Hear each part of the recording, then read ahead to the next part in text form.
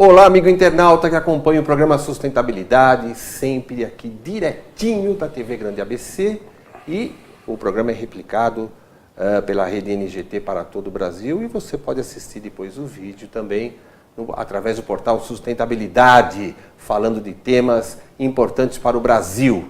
E hoje nós vamos falar de florestas urbanas, e esse tema que é muito importante para tornar a sua vida melhor para quem mora em grandes cidades. E para falar sobre isso, Jörg Spangenberg, urbanista e arquiteto especialista no tema. Jörg, obrigado por ter vindo até aqui. Obrigado, Roberto. Bom dia. Bom dia. Esse teu sotaque alemão vai ser facinho para a audiência entender você. Eu vou dar o meu melhor. Melhor. Você é formado aonde? Eu sou formado na Alemanha. Estou vindo de Colônia. E, depois fiz o mestrado, doutorado no Rio, em São Paulo. Então, estou rateado no Brasil há uns 15 anos agora. Já 15 anos no Brasil. 15 anos no Brasil. Então, tá bom. Fala um pouquinho sobre as florestas urbanas, esse conceito de trazer um equilíbrio térmico para as grandes cidades. Uma vez eu vi uma apresentação sua mostrando um cenário na Avenida Paulista de 40 graus no termômetro. Fala o que isso significa para o cidadão que mora numa cidade grande como São Paulo ou em outras cidades pelo Brasil. Uhum.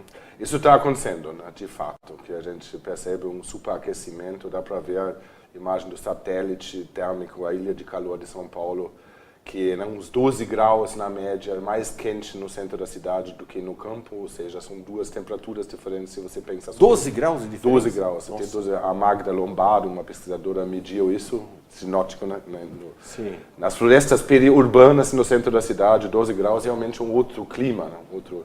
E se você pensa sobre os milhares de condicionadores de ar que estão sendo ligados para remover esse calor, na verdade eles não removem o calor, eles só passam dentro da edificação, bombeiam tudo para fora e ainda, pela queima de energia, aquecem o meio ambiente, o entorno da cidade. Isso leva a desconforto térmico, né?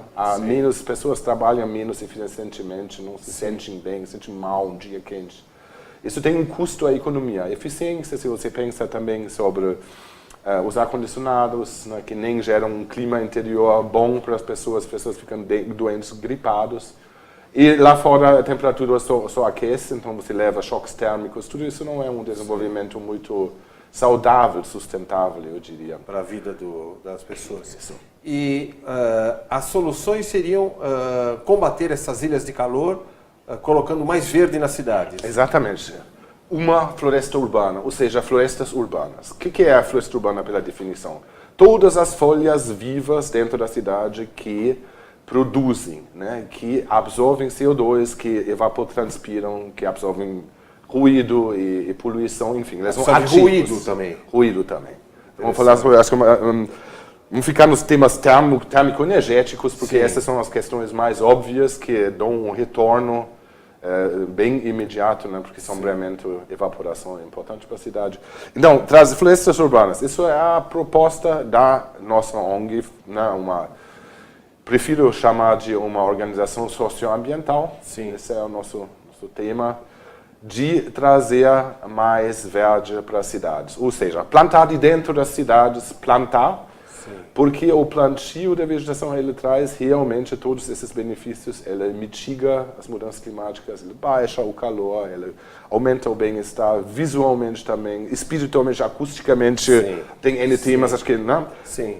Nós não precisamos o visual, né? Quer dizer, as pessoas olham aquilo e traz um bem-estar interior na pessoa, né? Isso. Eu vou pedir para minha querida Carol Lisboa, que cuida da técnica do nosso programa, e a Laricinha, colocarem a foto número 1 no ar sobre essas árvores que você plantou aqui em Heliópolis, é isso, Jörg? Isso. Fala um pouquinho sobre isso. Isso foi a primeira ação da floresta urbana. A gente quis fazer uma coisa impactante, gritante, né? É um corredor verde, né? um parque linear ao longo do rio Sacomã, que está lá atrás do nosso colega João, com o carrinho. Atrás eles colocaram o rio num leito de concreto, ele não tem mais nenhuma relação parque-rio, porque o rio também é poluído. Sim. E, então, a partir disso, eles desenvolveram um parque linear que teve algum equipamento para crianças e nenhuma árvore, nenhuma. Então, Incrível, né? Incrível. Um paisagismo, um parque linear sem vegetação. Sim. E a gente desde sempre mantém bons contatos na prefeitura. Nessa época, a gente teve um contato especificamente bom. E fomos permitidos, sim, de fazer uma simulação de microclima, mostrar para as pessoas como o conforto pode melhorar com árvores, com o crescimento das árvores. Sim. E fizemos a ação junto com pessoas. A Floresta Urbana tenta fazer isso sempre. Sim. E você percebia a reação das pessoas? Sim. A gente fez uma educação ambiental, mostrando a ilha de calor, justamente essas coisas todas que a gente já falou, mostrando porque isso é bom e pedindo para colocar a mão na massa. E fomos uns 20 pessoas, as mulheres traziam água para irrigar, plantamos árvores nativas, né? Enfim. Sobreviveram pouquíssimas. Na verdade, o processo foi quando nós fomos monitorar uns meses depois, mais que a metade já tinha sendo massacrado com faca. Falta a cultura das pessoas de entender a importância disso, né, Jorge? É uma pena. Eu pediria para a Carol colocar foto número 2 também no ar, para você falar sobre esse telhado verde. Isso é no Rio de Janeiro? Isso. No fundo, o Pão de Açúcar, né? Isso é no bairro de Santa Teresa. Tenho um amigo, arquiteto alemão, o Thorsten, que tem um escritório de sucesso de arquitetura no Rio, e ele fez essa residência. E me pediu, há 15 anos atrás, você pesquisou aqui telhados verdes no Rio, junto com a PUC, onde fez mestrado, simulação de microclima. E a gente estava, realmente, ele falou, você tem tanta pesquisa sobre isso, eu quero que você faz uma proposta. Então, a Floresta Urbana fez uma proposta, foi o primeiro projeto fora de São Paulo. Então, e a gente precisava pedir todo o material lá, mas é um telhado verde extensivo, então ele é extremamente leve, e ele armazena o máximo de água. E essa água evapora, e essa residência que recebe, né, claro, no sol, no meio-dia do Rio, cargas enormes de energia que precisavam todos ser removidos com ar-condicionado.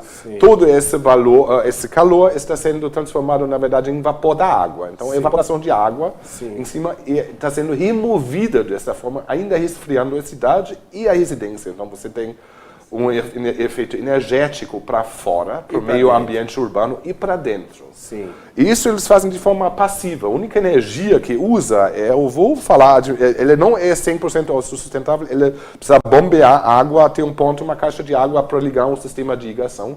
Mas a gente super baixou o sistema de irrigação agora, precisa muito pouca água, o custo é mínimo, porque agora é época da chuva, né, tem temporizador. Então, na verdade, o sistema de irrigação, nós somos especialistas em sistemas de irrigação também. Vegetação, estrutura e irrigação. Esses são os 3 temas-chave. Porque tudo isso está envolvido num processo único, né? Quer dizer, você tem que retroalimentar o sistema para que ele se torne viável, né? Exatamente. Interessante.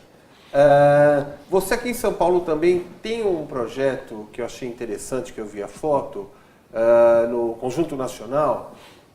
Carolzinha, coloca a foto número 3 no ar, por favor. Isso é um parklet, né? Quer dizer, é uma área que você reduz o espaço para estacionamento de veículos, né?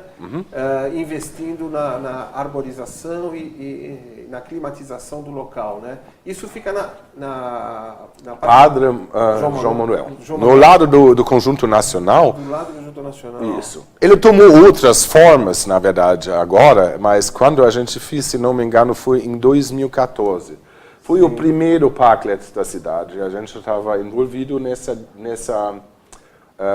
discussão, né? Porque nós fizemos muitas instalações no espaço público, caçambas verdes, jardins verticais, etc. E essa questão de transformar 2 vagas de carro em um espaço de quase aconchegante, né, confortável, onde as pessoas se encontram, onde as pessoas comem, sentam, né, em vez de 2 carros vazios que ficam lá ocupando o espaço. Essa transformação e valorização, qualificação do espaço público nos interessou. A gente estava em contato com o Instituto Mobilidade Verde, se chama, que casa muito bem com os nossos temas. E nós fomos convidados para fazer naquele projeto, né, eles estavam um pouco desesperados com o paisagismo. A gente tinha feito com material reciclado essas telas onduladas que a gente usou, eles, por exemplo, são recicladas, usando garrafas PET, abrindo elas. Depois a gente fez umas brincadeiras, as coisas de reciclagem, às vezes eles parecem um pouco mambembe, né? Com esse conceito. Sim. E é uma coisa assustadora, que dentro da ONG levou a muito, né, até brigas, essa coisa, não, tá mambembe. Mas se você vê pela literatura, principalmente da Alemanha, esse aspecto é muito importante. Que você começa a acostumar seu olho com coisas menos perfeitas e enxergar os valores disso. Sim. Então a gente enchia essas garrafas PET com vegetação até eles desapareceram. Sim. E pareceram os jardins verticais fatos, né, né, que o mercado imobiliário já começava a fazer. Os pássaros começam a aparecer, quer dizer, há uma transformação no entorno, né, Jörg? Exatamente, você transforma um microambiente, né, climaticamente, a umidade é maior. As partículas, se você faz uma simulação de partículas emitidas por carros também, que eles começam a se assentar na vegetação, porque a vegetação ela respira que o carro, o lixo do carro, literalmente o lixo gasoso, partículas, a vegetação absorve, ela atrai. Então ela limpa o ambiente, ela é uma máquina viva, né? A vegetação é sendo comparado com máquinas vivas. Tá perfeito. Antes de chamar o comercial, eu queria deixar um recado aqui para o amigo internauta. A Associação Comercial e Industrial de São Caetano do Sul está promovendo o Natal Iluminado 2018, com 51 prêmios. Olha aí, um carro Onix 0 km. Se você fizer as suas compras aqui em São Caetano do Sul, você preenche o cupom, participa desses sorteios de 51 prêmios, sendo que este primeiro já vale um belíssimo Natal, né? Além do mais, nos dias 8 de dezembro, às 18 horas, que é sábado, você poderá curtir a Orquestra do Senai. Né? E no dia 9, no domingo, às 11 da manhã, a Orquestra de São Caetano do Sul. Tudo no Parque Tom Jobim, no Espaço Cerâmica, ao lado do Parque Shopping São Caetano.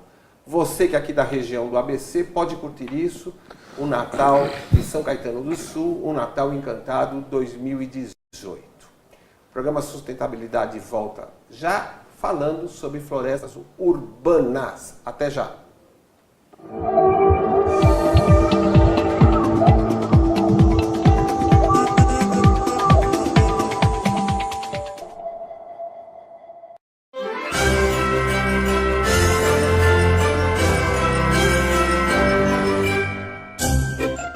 Já pensou em ganhar um Onix 0 km nesse final de ano? Comprando em São Caetano do Sul é possível. Pegue um cupom com seu lojista e concorra a um carro 0 km e mais 50 prêmios. Serão 15 sorteios e muitas chances de ganhar. Não fique fora dessa. Natal Iluminado, uma campanha da Associação Comercial e Industrial de São Caetano do Sul. E participe também dos concertos de Natal no Parque Tom Jobim, no Espaço Cerâmica, dia 8 de dezembro, às 18 horas, apresentação da Orquestra Sinfônica do Senai. E dia 9, às 11 da manhã, a Orquestra Sinfônica da Prefeitura de São Caetano do Sul. E tenham todos um Natal iluminado!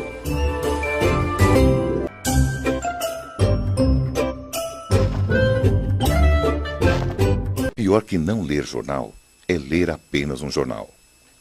Leia, assine e anuncie no Jornal ABC Repórter. 4224-4789. Se você é notícia, foi ou vai ser, ligue para a nossa redação ou mande um e-mail para redação@jornalabcreporter.com.br. ABC Repórter, o diário. www.jornalabcreporter.com.br.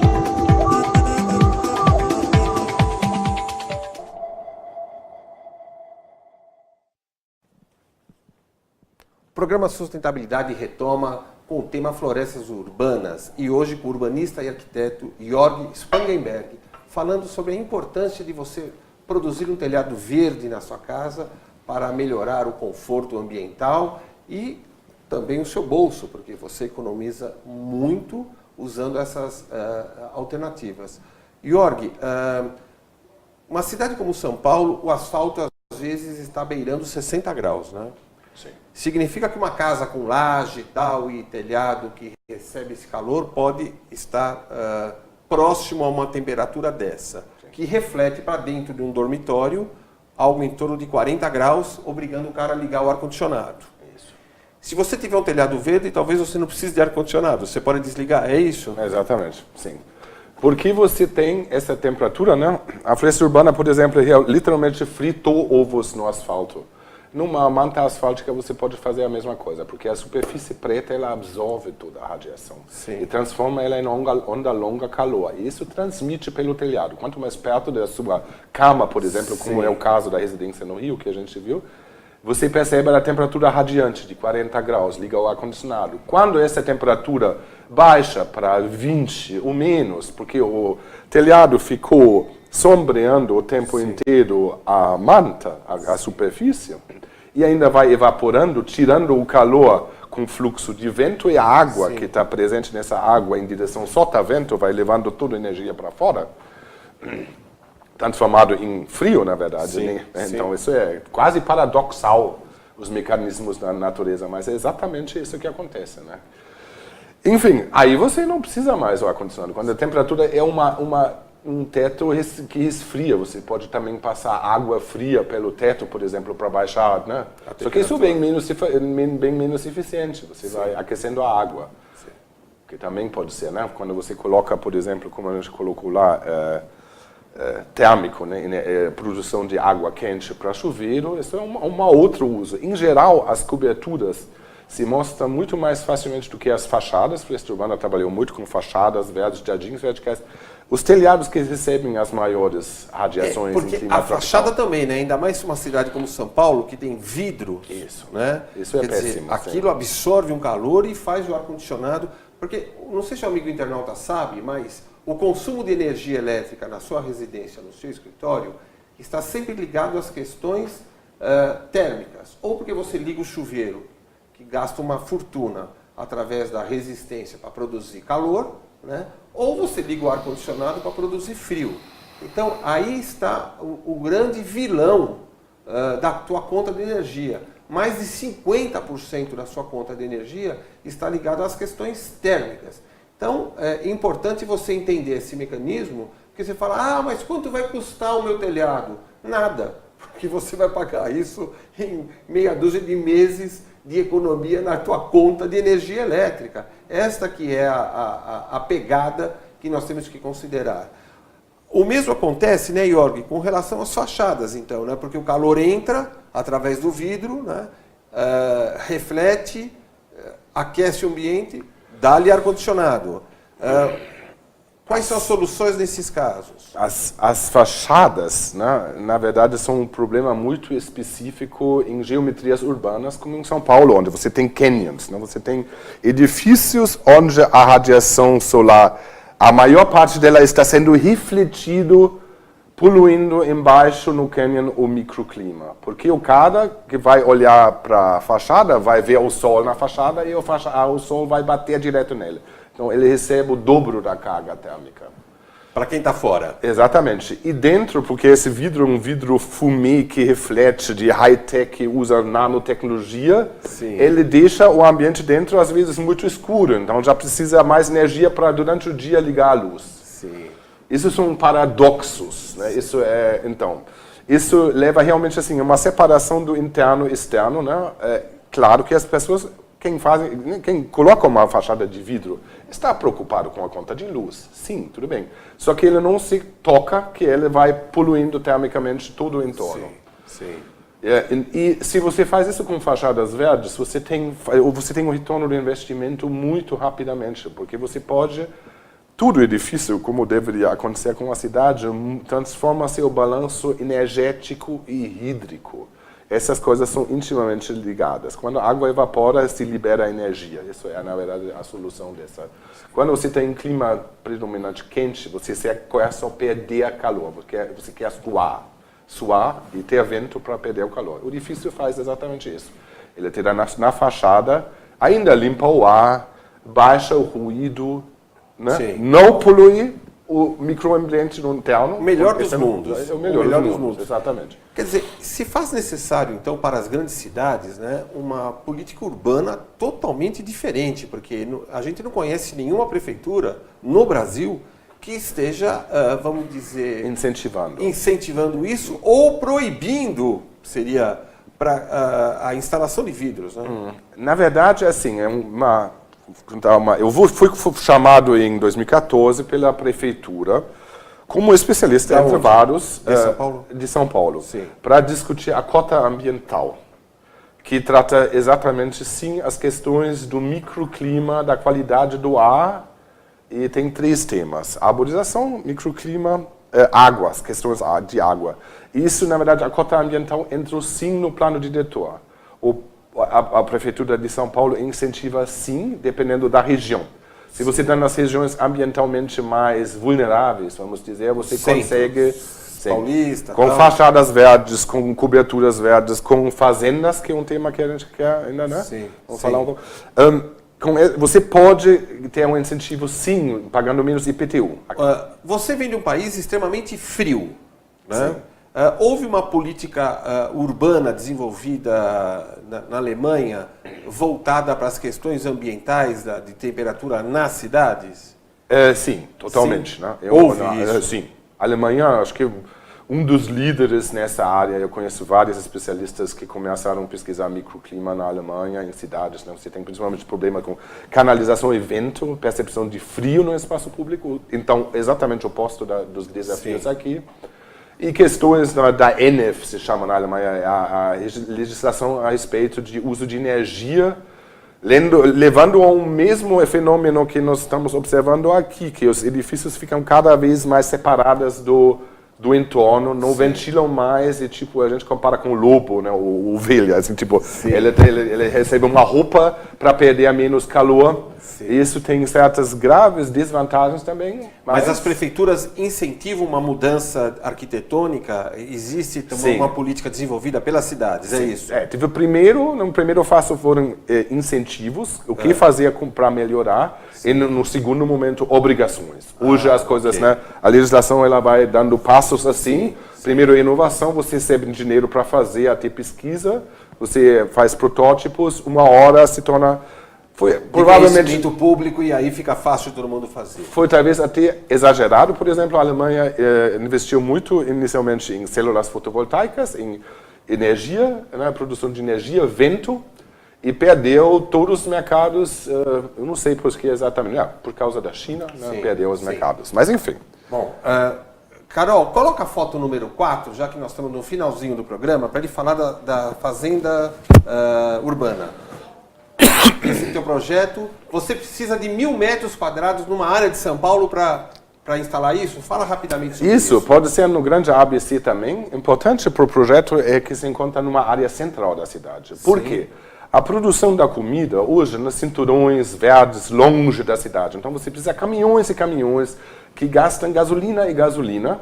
Eu não estou dizendo que a gente vai ter nada disso, só que a gente tem um excesso disso. A gente tem que reverter isso levemente. Então, a produção de alimentos saudáveis, orgânicos, crocantes, gostosos na cidade, essa é uma ascensão mundialmente está sendo visível, que é essa questão de as pessoas ficam preocupadas com agrotóxicos e com doenças. Então, a produção limpa, que traz os mesmos benefícios para o edifício, né? Ela vai gastar menos energia, ela vai reciclar toda a água que cai em cima dele para alimentar saladas, verduras e peixes, nesses tanques que estão na imagem. Tem tanques dentro desse projeto, né? Tem tanques, exatamente. O sistema aquapônico, que é um sistema genial, que na verdade refere os... quem fez isso primeiro? No Egito, no Nilo, eles fizeram. Se leva um fio de água adubado pelo peixe, modo lindo de dizer que é. Sim. Né? Chega o nutriente na planta, a planta cresce de forma sustentável, porque você coloca para o peixe só uma comida ótima, nada transgênico, aí você produz uma comida maravilhosa, você agrega um restaurante. Esses são os projetos, né? Inclusive arquitetônicos, que a Floresta Urbana está atualmente desenvolvendo. Estamos com o financiamento da comunidade europeia, o Low Carbon Business Action, vamos receber dinheiro para o projeto, então a gente está desenvolvendo gratuitamente projetos atualmente. Então vamos deixar aqui um recado para você, amigo internauta, empresário aqui da região do ABC, ou de São Paulo, ou de todo o Brasil, porque não, nosso programa é replicado em todo o Brasil. Se você tem uma área que você possa fazer isso, entre em contato com o meu amigo Iorg, escreva aqui para contato@sustentabilidade.com e nós colocaremos em contato com o Iorg para que você desenvolva uma fazenda sustentável, um projeto que torne o seu entorno melhor, saudável, e ele está ofertando isso para você que acompanha o programa Sustentabilidade. Iorg, obrigadão por ter vindo Muito até obrigado, aqui, grande prazer. E Obrigadão. o ano que vem, no início do ano, eu quero que você venha falar sobre o seu livro que você está lançando. Ótimo. Tá bom? Sim. O programa Sustentabilidade encerra aqui mais essa edição com um papo super gostoso, meia horinha é pouco. Eu vou falar com o Walter que precisamos de 45 minutos. Tá bom, pessoal? Um grande abraço e até breve. Tchau.